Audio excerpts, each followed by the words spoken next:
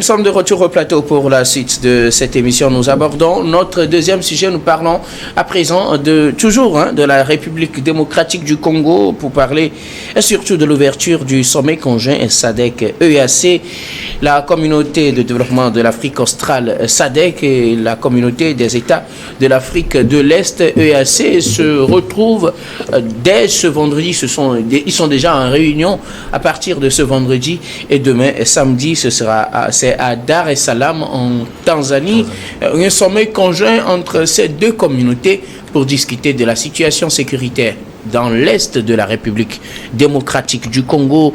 Sont attendus à ce sommet ce samedi les chefs d'État, surtout Félix Tshisekedi, le président congolais, et Paul Kagame, le président rwandais, pour tenter de trouver une solution à cette crise. Félix Tshisekedi, à part la voix de son porte-parole, a confirmé sa présence. Pour lui, ce sera l'occasion de mettre l'EAC devant sa responsabilité parce que les deux pays sont membres de l'EAC. Il faut rappeler que la SADC, que la RDC est aussi membre de la SADC, juste pour information, et les deux communautés se retrouvent pour discuter de la situation dans l'est de la République démocratique du Congo et pour trouver la paix. En attendant, ce vendredi, c'est la ministre des Affaires étrangères qui se réunissent pour définir l'essentiel avant les décisions qui seront prises demain par les chefs d'État et de gouvernement. Nous en parlons avec nos invités. Je commence par vous, Louis Kamako. On a annoncé en début de semaine ce sommet. Il est là. Il a débuté ce vendredi à Dar es Salaam en Tanzanie. Oui, ce sommet devient essentiel, devient crucial, d'autant plus que nous disons qu'avec l'évolution de la situation, le monde entier, quand la régionalisation du conflit, vous avez la République démocratique du Congo qui partage ses frontières avec 7 autres pays. Et donc, si ce conflit-là n'est pas vite résolu, ça va justement jaillir sur les autres nations. Donc, c'est pour cela que la communauté internationale ou bien la SADC et la EAC ont juste décidé d'organiser ce sommet-là pour essayer de trouver un règlement, peut-être à l'amiable, à cette crise-là qui a trop duré. Comme tu l'as dit, les travaux ont commencé aujourd'hui, les préparatifs ont commencé avec cette 37e session extraordinaire du Conseil des droits de l'homme de l'ONU qui s'est tenue à Genève, parce qu'on a vu que les dirigeants des deux pays étaient justement à cette section-là. Et ce qu'il faut également noter, c'est que les choses se sont déroulées dans une ambiance un peu conflictuelle, parce que vous avez des autorités congolaises qui maintiennent toujours leur position selon laquelle c'est le Rwanda qui soutient le M23, ce que le Rwanda aussi ne veut pas reconnaître. Et donc, c'est dans cette posture-là que même vous allez constater qu'au cours des travaux préparatoires pour justement poser la photo de famille, le vice-président de la Défense nationale de la République démocratique du Congo a refusé justement de serrer la main en fait aux représentants rwandais. Et donc, il a refusé justement de poser les photos avec lui. Et à quelques heures justement de ce sommet-là, on a vu que seul le président congolais et le Congo Brazzaville, je crois, Denis Sassou Nguesso est déjà présent en fait en Tanzanie. Félix Tshisekedi, c'est vrai que tu disais tout à l'heure, a confirmé de sa présence, mais aux dernières nouvelles, je pense que la probabilité elle est très faible pour qu'elle soit présente à ce sommet. Vous avez le président rwandais Paul Kagame qui est aujourd'hui accusé par tout le monde entier, parce que même à ce sommet préparatoire dont je parlais tout à l'heure, le pays a été accusé justement d'apporter un soutien incommensurable en fait au M23, ce que Félix Tshisekedi ne veut toujours pas reconnaître. Donc je pense que c'est dans cette atmosphère, c'est dans ce climat-là que les deux États, ou bien que ce sommet-là va se tenir. Donc, il nous revient justement de poser la question sur l'utilité ou bien sur les résultats auxquels nous devons nous attendre à ce sommet. Surtout que déjà, on apprend que les autorités congolaises ou bien le vice-président congolais a justement posé un certain nombre de préalables aujourd'hui à la 37e sommet des droits de l'ONU. L'autorité congolaise a demandé que les enquêtes commencent déjà par être menées pour justement trouver les tenants et les aboutissants en fait de ceux qui commettent des exactions sur le peuple congolais. l'autorité congolaise a également demandé que le Rwanda reconnaisse d'abord être le soutien du M23. Donc je pense que tout cela, déjà ça commence par des embrouilles. Ce sera la parole du Rwanda contre celle de la RD Congo. Donc c'est pour ça je dis, pour moi, je l'ai déjà dit, que les dés sont déjà pipés pour ce sommet. Et c'est pas la première fois que ces genres de sommets vont se tenir dans le cadre de la résolution de cette crise congolaise. Ce qu'il faut peut-être, c'est d'aller peut-être faire les choses de façon concrète, comme je le disais. Quelqu'un parlait tout à l'heure de thérapie de choc, parce qu'on connaît à peu près la cause de cette guerre-là, on connaît la cause de cette crise, et il va falloir justement aller au-delà de ce qu'on nous assistons aujourd'hui. Si c'est pour aller dire que c'est le M23, c'est le Rwanda qui soutient toujours le M23, et il faut que forcément que Paul Kagame retire son soutien au M23. Je pense que les conclusions de cet assise-là sont connues d'avance, et ça ne va pas résoudre la crise comme nous le souhaitons. Alors, Ashraf Rosama, le sommet de la SADC, sommet conjoint entre la SADC et l'EAC, a débuté ce vendredi avec les ministres. Ce sera le tour des chefs d'État ce samedi, occasion pour eux de discuter, de trouver une solution à la crise dans l'Est de la République démocratique du Congo. Sont vivement attendus le président congolais Félix Tshisekedi et son homologue rwandais Paul Kagame. Oui, je crois que c'est le rôle naturel des espaces d'intégration de jouer un rôle considérable dans la résolution des conflits. Et vous connaissez très bien, il y a une volonté manifeste sur le continent aujourd'hui de résoudre les problèmes africains par des solutions africaines. Et donc, je crois que les espaces d'intégration sont dans cette démarche-là. Et moi, je crois que c'est très bien d'être inflexible sur un certain nombre de préalables, mais je crois que que ce soit le président Kagame ou le président Tshisekedi, chacun doit vraiment faire preuve de hauteur pour réviser sa copie, parce que s'il faut, si le président Tshisekedi doit considérer qu'aucune discussion ne peut avoir lieu avec le M23, et que Paul Kagame doit réfuter toutes les accusations qui sont portées également à son encontre, comme mon confrère Luc Kamako l'a dit, je crois que les conclusions sont connues d'avance. Donc je crois qu'il faut faire preuve de hauteur et se dire très clairement que cette guerre-là entraîne des conséquences fâcheuses sur le territoire, et qu'on a quand même un bilan quand même humanitaire quand même assez désastreux. Et donc à un moment donné, il faut trouver les solutions les plus durables. Donc le rôle de ces espaces d'intégration, c'est de concilier les points de vue pour qu'on puisse pacifier quand même la République démocratique du Congo. Donc je crois qu'il y a quand même un certain nombre de préalables. Il y a également le processus de résolution du conflit par le président angolais.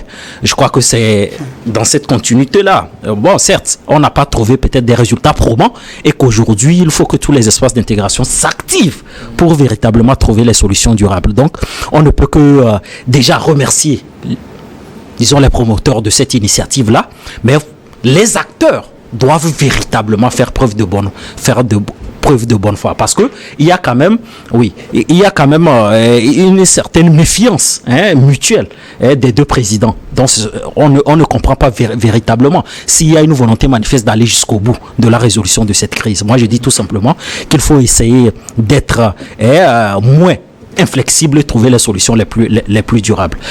Voilà. Merci beaucoup à vous, Ashraf Rosama. Bon enfant Govi, les dirigeants de la communauté de l'Afrique de l'Est et ceux de la communauté de l'Afrique australe se retrouvent déjà ce vendredi et demain, samedi, en Tanzanie pour discuter de la sécurité dans l'Est de la République démocratique du Congo. Comme je le disais, les deux principaux dirigeants les plus attendus, c'est Paul Kagame du Rwanda et Félix Tshisekedi de la République démocratique du Congo. Bien sûr, moi je veux seulement emprunter la voix de Louis Kamako pour dire que dans mon intervention passée, j'avais dit que des sommets pour trouver une résolution pacifique en République démocratique du Congo, on en a eu. La dernière, je crois, ça datait de Luanda en Angola, ce qui n'a pas pu donner ce que nous souhaiterions. Je vous dis ici toujours que pour rester, pour être à table et discuter de ce problème de République démocratique du Congo, il faut une volonté politique des deux présidents. Vous voyez tout à l'heure par rapport au développement de Louis Kamako que la République démocratique du Congo est en train de placer déjà certains préalables qu'il reconnaît déjà que ce serait difficile pour le Rwanda. Lorsque vous allez à une négociation, ne pensez pas que vous allez avoir 100% raison. Au moins, il faut revenir avec 50%. Tshisekedi et, comment l'appelle-t-on, Paul Kagame savent vraiment ce qui se passe. Et ils connaissent le nœud du problème. C'est les deux là qui peuvent décanter la situation. On peut appeler l'ONU comme on veut, on peut appeler, comment l'appelle-t-on, l'Union africaine, on peut appeler leur SADC, on peut appeler leur n'importe quoi. C'est les deux présidents-là, selon moi, qui pouvaient outrepasser leurs choses-là pour savoir que ça perdure. Il faut qu'on fasse taire quelque chose. Aujourd'hui, les préalables, bon, je sais que Tshisekedi irait là-bas avec une intention, demander le désarmement de M23. Ce qui ne serait pas facilement possible. Puisque nous ne connaissons pas par rapport à tout ce que l'ONU dit. C'est pourquoi il dit qu'une simple déclaration de Guterres ne peut pas faire taire la guerre. Puisqu'en réalité, les rapports de l'ONU ont accablé l'ingérence ou bien le soutien de Rwanda au M23 contre la République démocratique du Congo. Et depuis, lorsque les rapports ont accablé, qu'est-ce qu'on a fait? C'est de ça que je voudrais parler. Quelle est l'action que l'ONU avait posée? Maintenant, aujourd'hui, si nous laissons l'ONU et les deux, les deux organisations-là se réunissent en Tanzanie pour dire quoi encore? Quand vous allez à un dialogue et vous posez déjà des préalables, ce que vous savez que l'autre ne peut pas accepter, ça veut dire que le résultat est connu d'avance.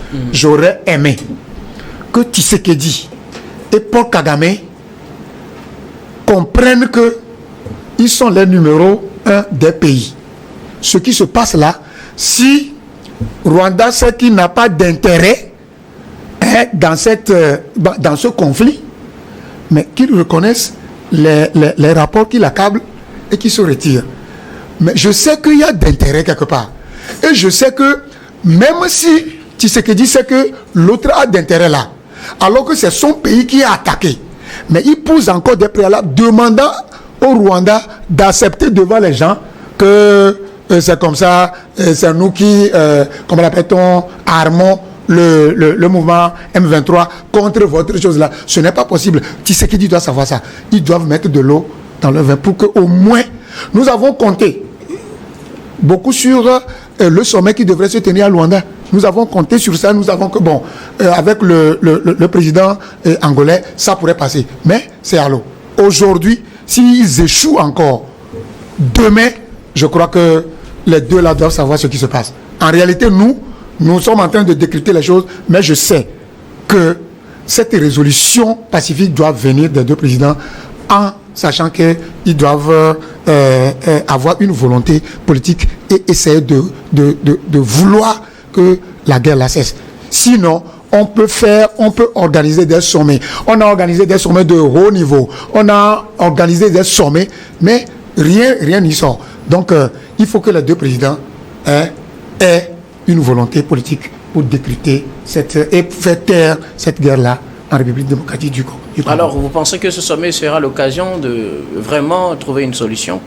Le fait que les deux communautés se rassemblent pour discuter, est-ce que c'est une solution? En réalité, ce n'est pas le fait de se rassembler qui est le problème. Le problème, oui, de la solution, oui. Quand on se rassemble, ce n'est pas forcément le début de solution, mais c'est une volonté. C'est-à-dire qu'on veut se rassembler pour parler. Maintenant, les gens qui sont les timonniers, qui sont les témoins de la chose-là doivent avoir une volonté politique. Sans volonté politique, ça, on a déjà échoué. Allez, Louis Kamako, ce sommet conjoint, on l'attendait depuis son annonce la semaine dernière. C'est, bon, théoriquement bien accueilli, mais est-ce que ce sommet peut porter des fruits? Est-ce qu'il pourra permettre, ne serait-ce que de changer un peu la situation qui prévaut actuellement dans l'Est de la République démocratique du Congo? Est-ce que vous voyez d'abord Tshisekedi et Kagame se parler? Est-ce que vous voyez un début de solution à travers ce sommet? Ou bien ce sera finalement un sommet de plus? Oui, mais non, je ne peux pas dire que c'est un sommet de plus. Mais je crois que c'est le début de la résolution de la crise. Parce que peu importe ce qu'on dit, Paul Kagame et comme je l'ai dit, a déjà confirmé sa présence. Félix Tshisekedi certainement qui sera là aussi. Donc aujourd'hui ce sont les deux, si vous voulez, ce sont les belligérants. Donc moi ils vont se parler, ils vont essayer de briser le silence, et donc déjà ça veut dire que c'est le début de quelque chose de potable. Maintenant, mais ce qui est un peu dommage, comme je le disais tout à l'heure, vous avez d'un côté un camp qui a commencé par poser les préalables. Et ça veut dire que si ces préalables ne sont pas tenus en compte, ils risquent justement de boycotter ce sommet-là. Et ça veut dire que au niveau du Congo, on a déjà en guillemets un agenda caché. On ne va pas à cette assise-là en ayant en tête ce qu'on peut appeler la lâcher prise en fait. On va en se campant justement sur sa position. Et quand c'est comme ça, ça fausse davantage les données. Et parce que ce qui se passe aujourd'hui, je crois qu'il revient aussi en fait au Congo d'essayer de faire peut-être un ménage dans son cas. Il revient au président Félix Tshisekedi de voir aujourd'hui est-ce que le gouvernement congolais n'a pas de responsabilité dans ce qui se passe aujourd'hui. Est-ce que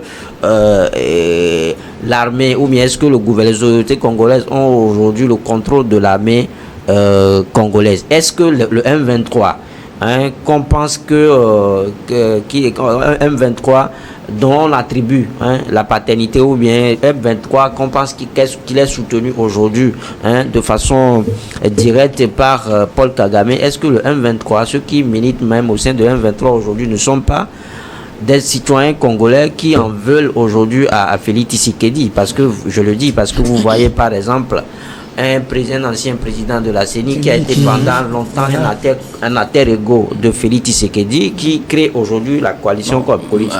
Un alter ego de Joseph Kabila peut-être, mais pas de Félix Tshisekedi quand même. C'est la même chose. Mais c'est la même chose parce qu'en 2000... Pour moi, c'est pas la même chose. Récemment, il a été président de la CENI, il a programmé... Mais ils étaient en symbiose, c'est tout.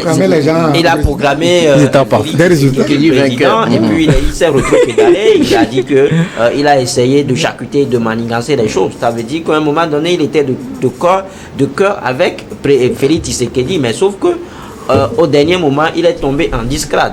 Et quand il est tombé en disgrâce, il a justement promis mener la vie dure à Tshisekedi et l'ensemble de son gouvernement. Aujourd'hui, il a formé la coalition qu'on appelle Alliance Fleuve Congo, dont un membre, le M23. Et donc, ça veut dire que quelque part, ceux qui militent même au sein de M23 aujourd'hui, il y a des Congolais dedans. Donc, c'est pour ça que je dis, est-ce qu'il ne revient pas à Félix Tshisekedi de faire le ménage à son entourage? Il revient pas à Félix Tshisekedi de faire le ménage à son entourage, de poser les bonnes questions. Qui sont ceux-là qui sont réellement les vrais ennemis de Goma? Qui sont ceux-là qui combattent réellement les fils et filles de Goma? Donc c'est ce qu'il faut d'abord commencer à faire avant de continuer par aller chercher les poux sur la tête rasée du Rwanda. Donc c'est pour ça que je dis que pour aller à cette négociation, bien aller à ces assises-là, tout le monde doit avoir en tête que quand il va, c'est justement pour perdre quelque chose et gagner quelque chose. On ne doit pas justement avoir cette position tranchée là, que je dois avoir coûte que coûte ceci, je ne dois pas coûte cela. Oui. Si c'est comme ça, si on tient cette position, je pense que ce sera un sommet de plus, ce que nous ne souhaitions pas d'ailleurs. Oui, oui. Ashraf, est-ce que ce sommet sera peut-être la solution pour arriver à l'occasion pour arriver à une solution pour la crise dans l'est de la République démocratique du Congo? Parce que je rappelle que les pays voisins, certains pays ont commencé par se positionner, notamment le Burundi qui a envoyé des milliers de militaires déjà pour soutenir la République démocratique du Congo. La SADC, les pays membres de la SADC sont beaucoup plus dans une logique de confrontation avec le M23 et ses alliés pour faire taire les armes. Il faut utiliser les armes selon eux, alors que les pays membres de l'EAC, dont les deux pays également, Rwanda et RDC, font partie, optent beaucoup plus pour la négociation, pour calmer les choses de façon diplomatique. Est-ce que ce sommet peut apporter une solution selon vous? Oui, ce sommet peut apporter une solution, je l'espère vivement, mais on a quand même pas mal de réactions de certains pays parce qu'ils considèrent que le principe de solidarité doit jouer, parce que je crois que quand vous prenez la charte constitutionnelle de base de ces communautés, on estime que dès qu'un pays est attaqué, les autres doivent doivent agir pour défendre les intérêts de cet État-là. Et donc, Je crois que c'est extrêmement important que les deux espaces d'intégration prennent quand même l'initiative de concilier les points de vue. Mais on revient sur le caractère inflexible des acteurs. C'est ça, c'est le caractère inflexible de la posture des acteurs qui pose vraiment problème. Je crois que le président Tshisekedi, le président Kagame doivent comprendre que ce conflit-là peut aller au-delà des frontières, c'est-à-dire que la régionalisation des conflits. Et donc, à partir de ce moment, ce conflit-là risque d'être incontrôlable. Donc, je l'espère vivement que les deux espaces d'intégration peuvent trouver un juste milieu pour résoudre ce conflit-là de manière durable. Parce que on ne peut pas continuer ainsi. Il suffit tout simplement d'avoir des divergences d'opinion politique avec un président de la République pour prendre des armes contre lui. Et donc, militer même pour la sécession même du territoire.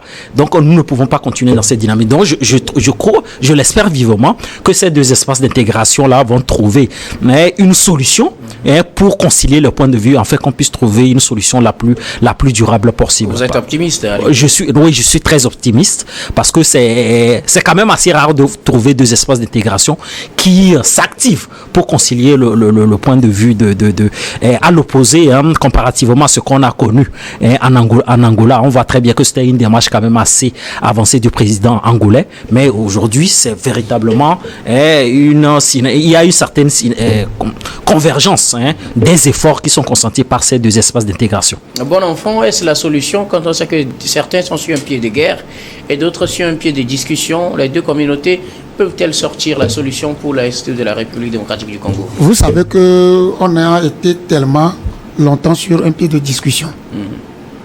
Et je voudrais prendre l'exemple d'un président africain, ouest-africain, le feu Ronlis, au Ghana.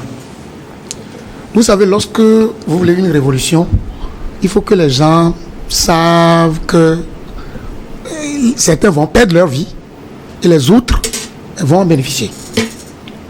Quand ça s'empirait au Ghana, il était question de faire quelque chose, d'aller à l'action. Et le président Ronlis l'avait fait. On avait bousillé le marché de Makola. Mais aujourd'hui, le Ghana est là. Et son nom est là. C'est pour dire ceci. Lorsque, à chaque fois, on fait des pourparlers, ça ne marche pas. Il faut aller ailleurs. Vous savez, Burundi est en train d'envoyer déjà... Bon, pas en train. Il a déjà envoyé des troupes de solidarité sur le territoire de la RDC pour combattre l'ennemi de la RDC. C'est ce que nous étions en train de dire. Qu'au cas où, à chaque fois qu'on s'assoit pour discuter, les rapports qui sortent, les recommandations qui sont faites, on s'en fiche. Il faut aller au pire. Parce que le pire, c'est quoi? C'est qu'il faut que le peuple congolais sache que pour faire disparaître le mouvement M23, certains mourront et certains vivront. Et on va honorer un jour la mémoire de ceux qui sont morts pour cette patrie. Qu'est-ce que je voudrais dire? Les forces que les pays de l'AEC, qui sont pour, comment l'appelle-t-on, la République démocratique du Congo, et qui savent qu'en réalité, les pourparlers échouent toujours, n'ont qu'à former. C'est pourquoi quand on parlait de l'ONU doit envoyer, ce n'est pas forcément l'ONU qui doit envoyer.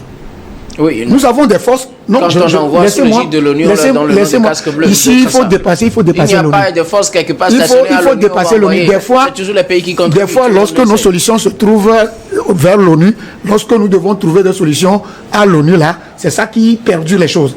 Je voudrais que ceux qui veulent aider vraiment la RDC se concertent pour former une force militaire. Pour déloger le M23. C'est fini parce que ce n'est pas eux seuls qui mourraient, mais la population va mourir. Mais un jour, l'histoire retiendra qu'il y a des mouvements. Oui, ils ont été martyrs. Merci beaucoup à vous tous pour vos contributions. Je rappelle que la communauté de l'Afrique de l'Est avait envoyé une force que Félix Tshisekedi a finalement décidé de renvoyer parce qu'elle ne serait pas à la hauteur. Nous allons marquer la pause pour le journal qui reviendra tout à l'heure pour la suite de cette émission.